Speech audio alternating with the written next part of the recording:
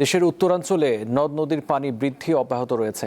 ফলে লালমনিরহাট, নীলফামারী ও রংপুরে অনেক নিচু এলাকা তলিয়ে গেছে, ডুবে গেছে বহু ফসলি জমি।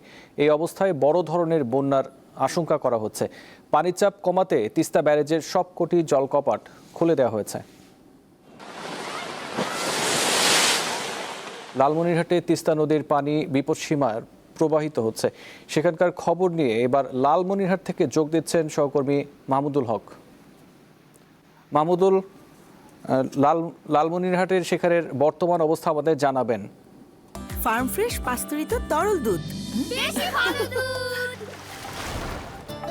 তিস্তা নদীর পানি বর্তমানে বিপদসীমার সর্বশেষ যে আপডেটটি রয়েছে সেটি হচ্ছে পানি উন্নয়ন বোর্ড জানিয়েছে বিপদসীমার মাত্র 2 সেন্টিমিটার এখন নিচ দিয়ে প্রবাহিত হচ্ছে, যেটা আজকে ভোর 6টার সময় একদম বিপদসীমা বরাবর প্রবাহিত হচ্ছিল এবং গতকাল রাতে কিন্তু বিপদসীমা 7 থেকে 8 সেন্টিমিটার নিচে প্রবাহিত হচ্ছিল।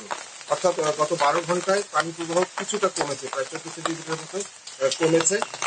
আজকে সারাদিনে হয়তো যেটা সতর্কীকরণ বার্তা দেওয়া হয়েছে তাতে বন্যা পরিস্থিতি হয়তো কিছুটা স্থিতিশীল থাকবে 24 ঘন্টার মধ্যে। পরবর্তীতে রাতে পরিস্থিতিটা হয়তো সন্ধ্যার সময় তারা জানাবে যে আসলে বন্যা পরিস্থিতি আরো অবনতির দিকে যাবে কিনা।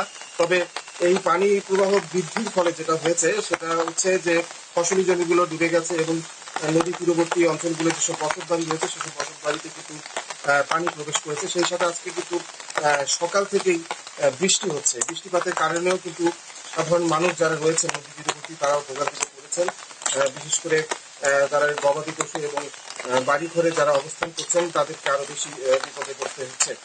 আর এই অবস্থায় আগামী 24 ঘন্টায় যদি পানি প্রবাহ বৃদ্ধি পায়, বিশেষ করে উজানে যদি বৃষ্টিপাত হয় এবং পাহাড়ি ঢল যদি আবার আসে, সেক্ষেত্রে কিন্তু বন্যা পরিস্থিতির অবনতি হতে পারে এবং সেক্ষেত্রে বিপদ সীমা কিন্তু আবারও অতিক্রম করতে পারে। তবে আপাতত স্বস্তির কথা হচ্ছে যে আজকে এখন পর্যন্ত বিপদ সীমা থেকে কিছুটা নিচে নেমে এসেছে, 2 সেন্টিমিটার নিচে নেমে এসেছে।